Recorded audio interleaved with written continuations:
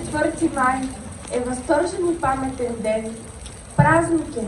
Празникът не е само дата в календара. Той е място за споделяне и за преображение. Днес хората на България излизат от домовете си, за да почетат заедно силата на просветата и да проверят дълбочината на културата, да се поклонят пред мощната пред магическата мощ на писмото. Славянската писменост е уникален духовен подвиг.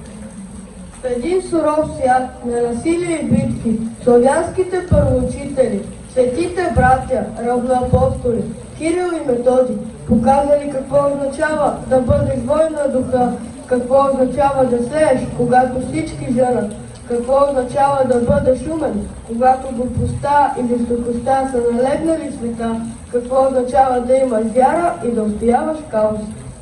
Редно е да знаем, че дълбоко зад фигурата на учителя стои фигурата на сеяча, че засятото семе покълва и ако случи на крижовни стопани, става дърво, което опира в небето.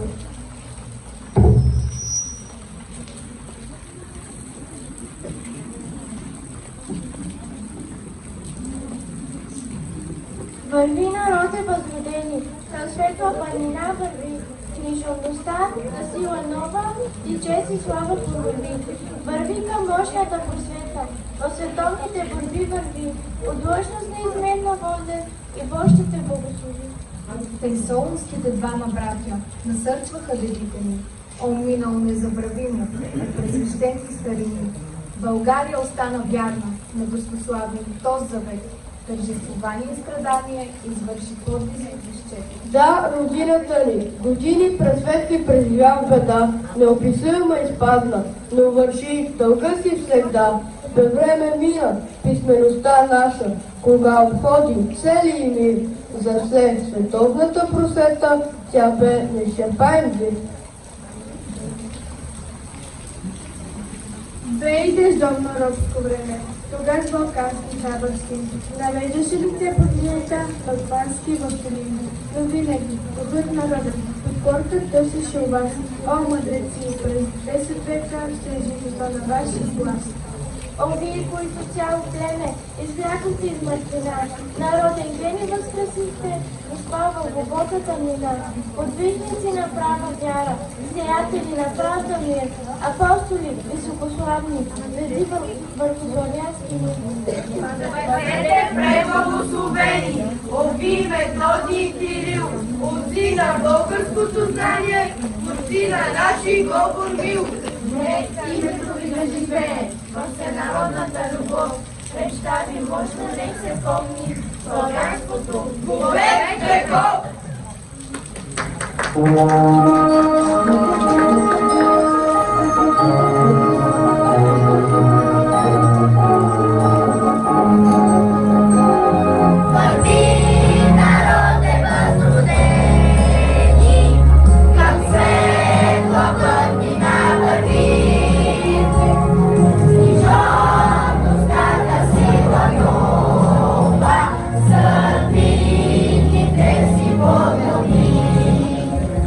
Bye.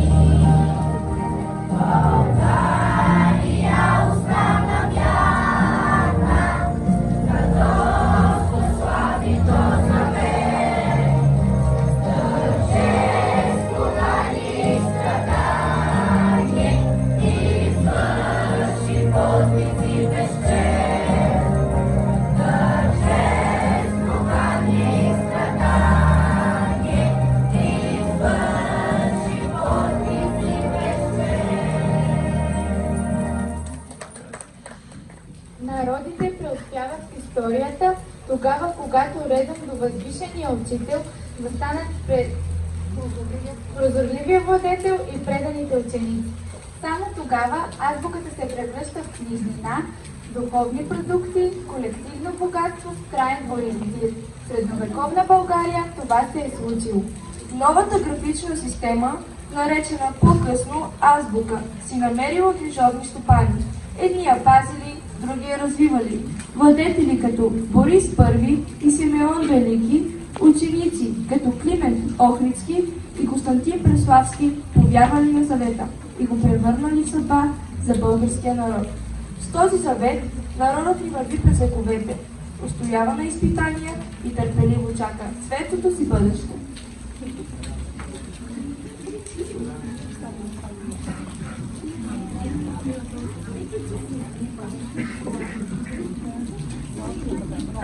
Ще започна с буква А, да ми върви по вода. С буквите Б и В по-нататък ще вървя. Ще ме води буква Г на разходка по брега. А щедърчето на Д няма страшно по дъжда. Ще ми каже буква Е, ти бъди добро дете, а с помощта на Ж по-добре ще се държа. За ръка ме хвана буква З, няма вече да пълзя. Ето иде буква И, колко хубаво върви. След буква И кратко следва буква К. Хей, внимавай с звука. С помощта на буква Л ще събирам, ще деля.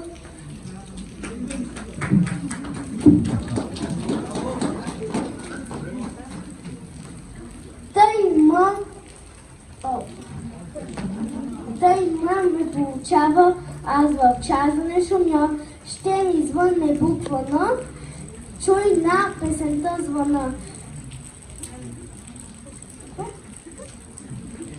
Ето, че пристига О с ново бяло облекло. Щом напиша буква П, по-спокойно ще заспя, а с помощта на Р ще река благодаря. А с помощта на Ж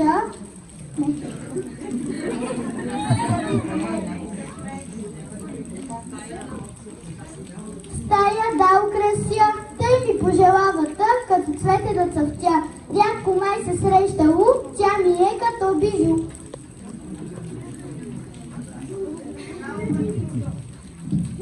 С помощта на Ш и Щ ще се уча, ще чета, а голям и малък Р, те са като сол тепер. Как облечена е Ю, сякаш ще е на ревю. Най-накрая идея, колко хубава е тя. Буквите обичам аз, те звънят и в моя глас. Буквите обичай ти, те са 30 звезди.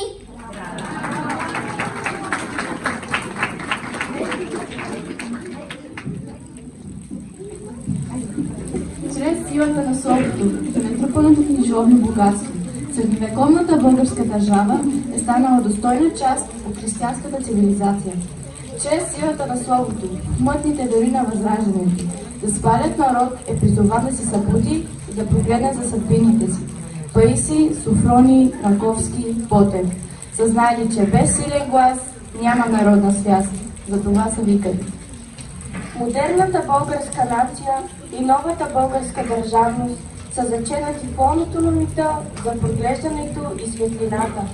Родени са от битките на просветления ум срещу плътността на мрака и измамното спасение на съня. Скитал се веднъж човек в гората, ябълка му паднала върху главата и човекът викнал: а, дразнал знак върху пръста, чул, че агне блее. Бе, нарисувал мъничко дете, после стъпил върху съчка, нарисувал изкривена пръчка и човекът с радост заиграл. Първичките буквички видял, после други букви се родили, те света човешки озарили. Някога в далечни времена нямало е букви и имена. Хората общували с знаци, с мимики, с жестове, с крясъци. Постепенно ставали по-умни, но не можели да пишат думи. Когато говорим за словото и просвета, възпаляваме пътя на народите. Рядко споменаваме от честа на душите. Културата е звезда, Прокарано камениста нима. Тя е усилието на човека да пореди света и да овладее себе си. Именно словото от просветата са онзи бряг, към който душите побягват, за да се спасят от мрака и от бездната. Нека в деня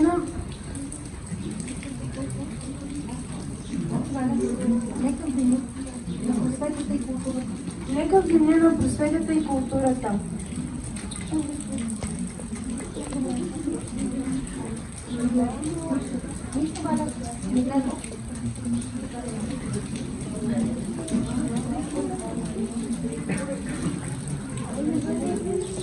Учителите ви дали семето, владетелите подготвили нивата. Народът я напоявал през вековете, съдието, кръвта и съдовите.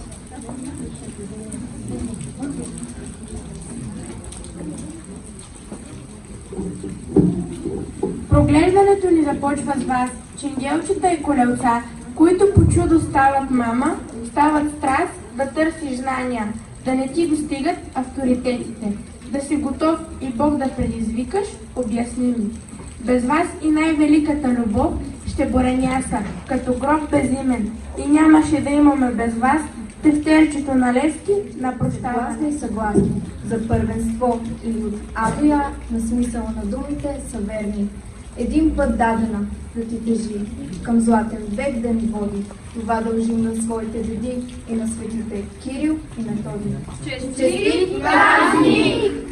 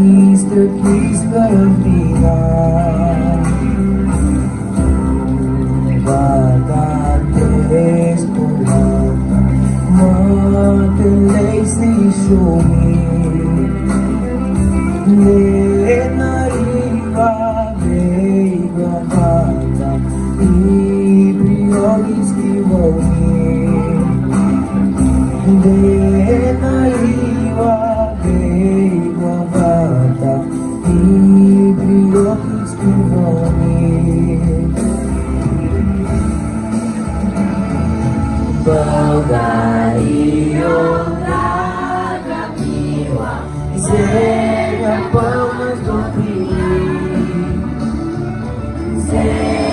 що си ме кърмила, моят Бог приеми.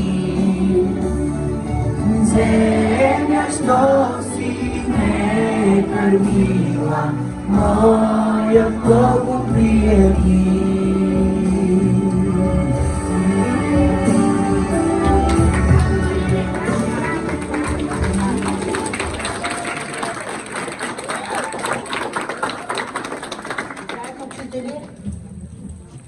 Служители, ученици, гости, поздравявам ви с 24 май, ден на светите братя Кирил и Методий, на българската азбука, просвета и култура и на славянската книжовност.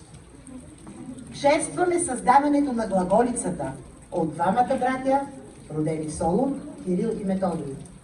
Преводите на Библията, двамата братя записвани на глаголица, а празникът се чества официално в страната ни от 1851 година, благодарение на родолюбивото дело на Найтингейл. Спасявайки и съхранявайки делото на светите братя, България е заслужила признателността и уважението не само на славянските народи, а и на човечеството. В навечерието на празника вчера се получи поздравителен адрес от Регионално управление на образованието София област. Уважаеми колеги, учители, директори, съвременни водители на образователните институции в Софийска област, уважаеми училищни настоятелства, родители, скъпи ученици, на 24 май се прекланяме пред духовната мощ на буквите, несъизмерима сила, която ни прави народ с култура, история и бъдеще. Почитаме делото на първоучителите, светите братя Кирил и Методий, които не само създадоха азбука, но и разпалиха пламък, който векове наред озарява пътя на знанието и достоинството. Вие, хората на образованието, сте продължители на тази свята мисия. Всеки ваш урок, всяко усилие, всяко дете, което сте научили да чете, мисли, мечтае, твори, е безценна частица от храма на българската духовност. Вие не просто преподавате, уважаеми учители, вие вдъхновявате, формирате личности, съхранявате идентичност и изграждате бъдеще. Дълбок поклон на признателност и благодарност към всички вас за високия ви професионализъм, за всеотдайността, за любовта, с която възпитаваме не само умове, но и сърца. Нека празникът на буквите ни напомни, че най-ценната инвестиция е тази – човешкия дух, знанието и науката. Нека знанието бъде нашият компас, а светлината на Кирил и Методий – пътеводна звезда за всяко българско дете. Честит празник! С признателност и уважение Росица Иванова, началник на Регионално управление на образованието в София област. Поздравителни адреси по повод празника училището е получило още от екип на Spelling Bee. Там наши ученици участват, след малко ще бъдат наградени. Департамент за информация и повишаване квалификацията на учителите към Тракийския университет Стара Загора и ОРК инженеринг ЕООД. Честит празник! Педагогическият съвет реши по повод празника да удостои с приз учител на годината следните педагогически специалисти. Галина Бошкова, учител на годината.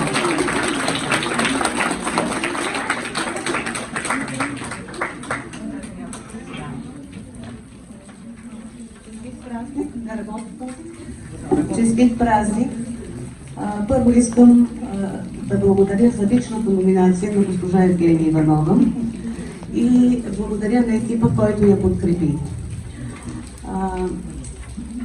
През последните 12 години ние бяхме екипа, да, някои се включваха, които си поставихме като основно, така аз поне го усещах, надявам се и вие, като основна пътеводна цел да запасим духа на училището и да го държим живо. Затова ние имахме своите силни и слаби моменти, но винаги вървяхме и поставяхме, надявам се, като приоритет това, което ни обединяваше в посока на градивност. Честит празник на всички колеги, споделям с всички вас вашата признателност. По повод 24 май, Ден на светите братя Кирил и Методий, на българската азбука, просвета и културна и на славянската книжовност, Педагогическия съвет удостоява с приз учител на годината Иванина Коцева-Пеева.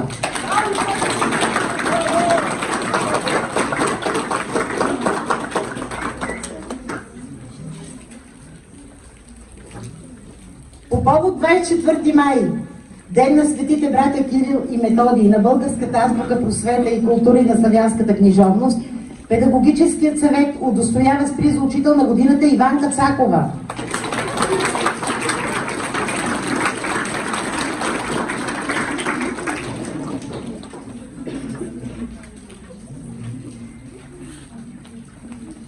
По повод 24 май, Ден на светите братя Кирил и Методий, на българската азбука, просвета и култура и на славянската книжовност, Педагогическият съвет удостоява с приз за учител на годината Николай Иванов Лилов.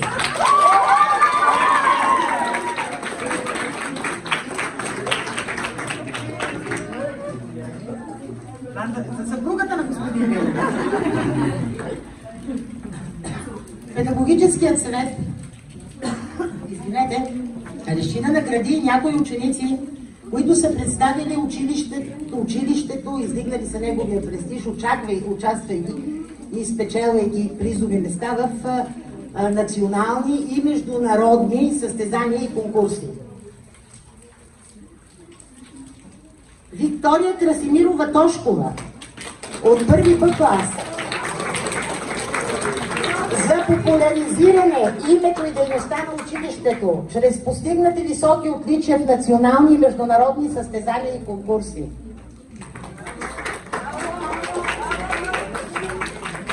Сега, Вики, заповядай, Мишка. Вики има още една награда. Тя е златен медалист в състезанията, организирани от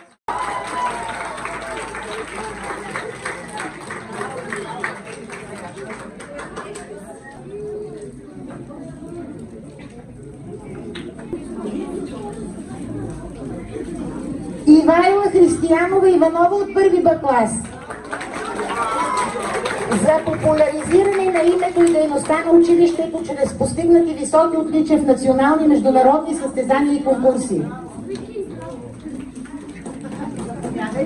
Ивайла е сребърен медалист от състезанията, за организиране от Сдружението на българските начални учители. Тя получава грамота и сребърен медал.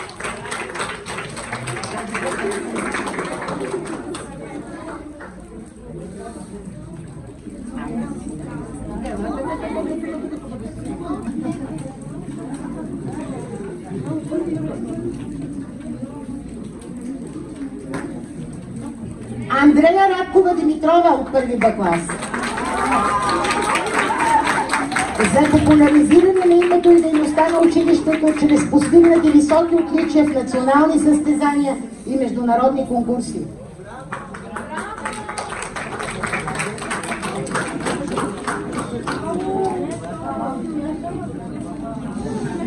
Аксения Бориславова Маринова от втори А клас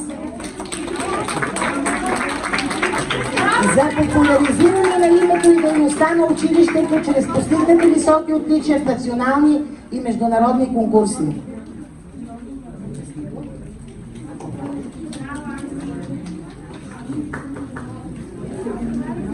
Алекс Василев Христов, няма го, за популяризиране на името и дейността на училището чрез отлично представяне в национални и международни състезания, госпожа Велковска ще помоля да дойде да получи наградата.